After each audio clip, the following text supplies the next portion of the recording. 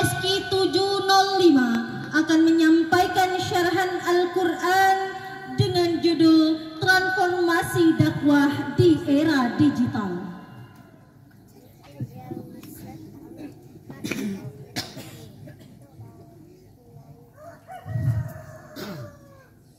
Assalamualaikum warahmatullahi wabarakatuh. Bismillahirrahmanirrahim. Alhamdulillahi rabbil alamin. Assalatu wassalamu ala sayyidil mursalin wa ala alihi wa ashabihi ajma'in. Amma ba'd. Segala penghormatan, keagungan dan kemuliaan hanyalah milik Allah Subhanahu wa ta'ala, Tuhan yang maha pengasih, maha penyayang, yang tak pilih kasih, tak pandang sayang, yang nikmatnya tak terhitung, tak terbilang. Dengan nikmat tersebut kita bisa berkumpul di majelis yang sangat berbahagia ini dalam keadaan sehat walafiat. Salawat teriring salam semoga senantiasa tercurahkan kepada manusia terbaik, penjunjung kebenaran, tauladan yang sempurna, Nabi Agung Nabi Muhammad sallallahu alaihi wasallam. Nabi yang rela tidur di atas tanah, bermadikan darah, berjatuhan anak panah demi menggapai Islam yang hasanah. Dewan juri yang kami muliakan, hadirin dan hadirat rahimakumullah. Profesor Renal Kasali, seorang praktisi bisnis sekaligus guru besar ilmu manajemen Universitas Indonesia, dalam pengantar bukunya yang berjudul The Great Shifting, halaman 8 Romawi menjelaskan, saat ini kita berada di era perubahan yang terjadi secara bertubi-tubi dan tak pasti, yang ditandai dengan kemajuan industri dan teknologi. Menurut beliau, hal ini sangat berdampak pada pola interaksi dan komunikasi yang terjadi saat ini, karena ekosistem digital mengambil peran penting antar koneksi satu dengan yang lainnya. Kini manusia bisa terhubung dimanapun, kapanpun, dan dengan siapapun jika mampu memanfaatkan teknologi digital. Namun sebaliknya, jika kita tidak memiliki kemampuan untuk memanfaatkan teknologi digital, maka kita akan terasingkan dan diasingkan oleh keadaan. Hadirin, ibarat dua mata pisau, perkembangan teknologi memberikan dampak yang sangat besar sekaligus memberikan ancaman bagi praktik ibadah keagamaan. Perkembangan teknologi informasi telah mengantarkan kita pada era di mana dakwah semakin tersebar luas tak terbatas, dari tingkat lokal hingga internasional, dari dunia nyata hingga ke dunia maya, dan dari yang mendengarkan puluhan hingga jutaan orang. Namun sayang hadirin, dakwah di era digital masih belum sesuai dengan harapan. Masih banyak para pendakwah kita yang enggan memanfaatkan teknologi, sehingga media-media diisi dengan tayangan-tayangan yang merusak pikiran dan hati, seperti tayangan pornografi dan porno aksi, beragam berita kontroversi, ancaman hoax dan provokasi. Bahkan media menjadi sarana penyebaran ideologi yang bisa merubah jati diri generasi muda bangsa ini. Jika ini dibiarkan hadirin, maka generasi muslim yang akan datang semakin tergradasi. Oleh karena itu, mengingat pentingnya hal ini, maka pada musyabaqah syarhil Quran ini kami akan menyampaikan syarahan Al-Quran dengan judul Transformasi Dakwah di Era Digital, dengan landasan Al-Quran surah An-Nahl ayat 125 yang akan dilantunkan berikut ini. A'udzu billahi minasy syaithanir rajim.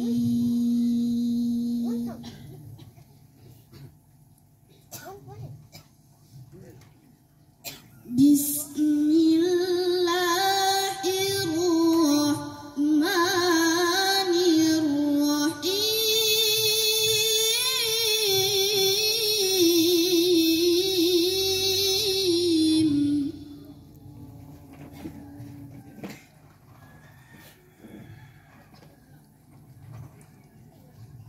Ud'u ila sabili rabbika bil hikmati wal mau'izatil hasanah.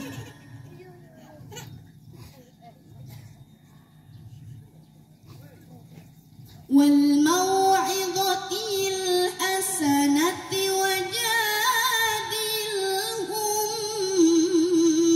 بالتي هي أحسن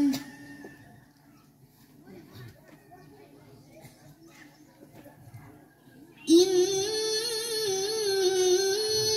ربك هو أعلم بمن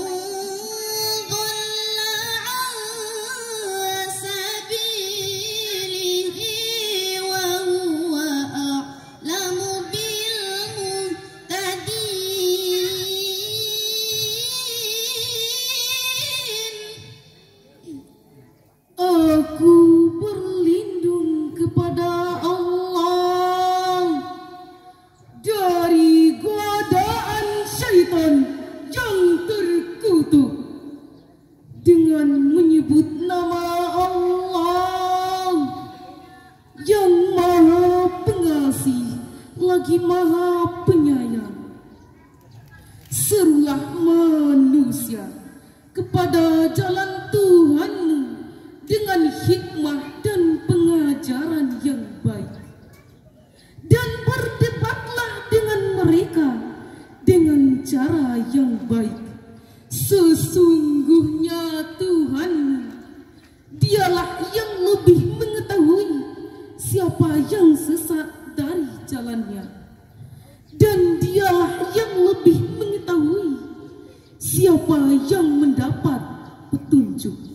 Hadirin dan hadirat yang berbahagia, dalam kajian ilmu balaghah, ayat tersebut menggunakan gaya bahasa kalam insya talabi dalam bentuk amar, yakni instruksi atasan kepada bawahannya, yaitu perintah Allah Subhanahu wa Ta'ala kepada Rasulullah dengan umatnya untuk menegakkan dakwah. Ada 3 dakwah yang diajarkan oleh Allah Subhanahu wa Ta'ala melalui ayat ini.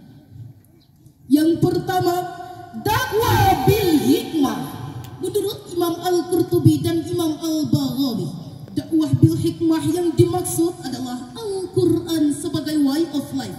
Sedangkan menurut Imam As-Sa'di, kullu ahadin ala hasbi halihi wa fahmihi wa qawlihi wa intiyadi. Setiap orang harus didakwahi sesuai dengan keadaan, pemahaman, sambutan dan ketaatannya. Sehingga Profesor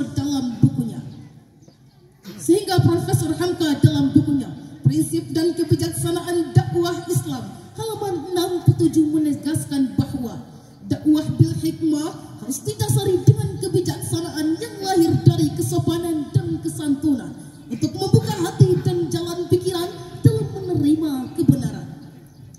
Hadithun nasa bima yu'arifun atuhibbu ayyukadzaballahu wa rasuluh.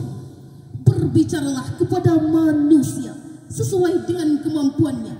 Apakah engkau suka mereka mendustakan Allah dan Rasulnya? Demikian penjelasan Sayyidina Ali radhiyallahu anhu sebagaimana diriwayatkan oleh Imam Bukhari. Yang kedua, dakwah wal mau'izatil hasanah. Mau'izah hasanah adalah sebuah pendekatan yang berbentuk larangan agar sadar datangnya siksaan Allah Subhanahu wa Ta'ala. Dan yang ketiga, dakwah dengan mujadalah. Jadal berarti berdiskusi atau mengedepankan kualitas argumen dan menjauhkan sentimen. Imam Ali As-Sabuni dalam kitabnya Safwatut Tafasir memberikan catatan penting bahwa dalam perdebatan dakwah itu kita harus berorientasi pada kebenaran, bukan menunjukkan kehebatan, apalagi hanya sebatas ketenaran. Hadirin dan hadirat rahimakumullah, di era digital, seorang dai tidak hanya dituntut untuk menguasai ilmu syar'i, namun ia juga harus melek teknologi. Disinilah seorang dai dituntut untuk lebih selektif, inovatif, dan kreatif dalam menyampaikan pesan kepada umatnya. Badan Penelitian dan Pengembangan Kementerian era digital harus menjadi tren dan pilihan utama. Konten dakwah harus diisi dengan perkataan yang lemah lembut, tidak kasar dan tidak mencela. Dakwah di era digital adalah dakwah yang menginspirasi, bukan memprovokasi, apalagi memancing emosi, yang mengajak, bukan mengejek, yang menyebarkan kebaikan, bukan kebencian, yang menghadirkan rahmat, bukan laknat, dan yang merangkul, bukan memukul. Hadirin, begitu besar peluang dakwah melalui media sosial di era digital. Namun fakta di lapangan menunjukkan bahwa konten-konten dakwah masih belum menjadi siaran favorit dan jarang viral. Sekalinya viral, biasanya tentang isu-isu Islam yang radikal dan fundamental. Konten-konten hiburan seperti drama Korea, musik, kuliner, ragam olahraga, berita artis dengan rumah tangga mereka lebih diminati oleh masyarakat Indonesia dibanding dengan ceramah agama. Betul hadirin?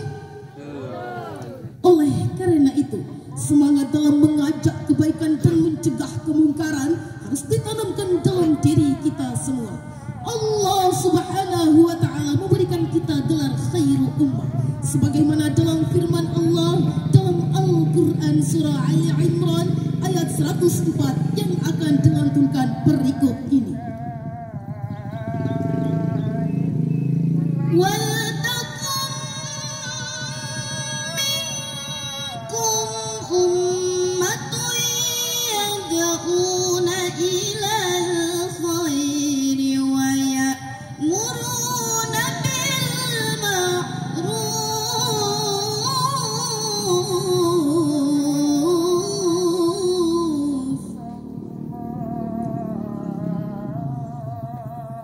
وَيَأْمُرُونَ بِالْمَعْرُوفِ وَيَنْهَوْنَ عَنِ الْمُنكَرِ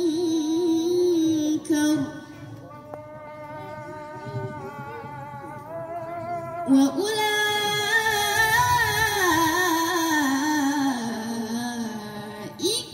هُمُ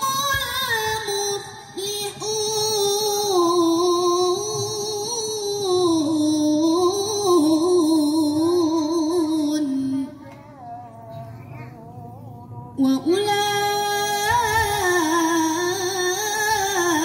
وأولئك هم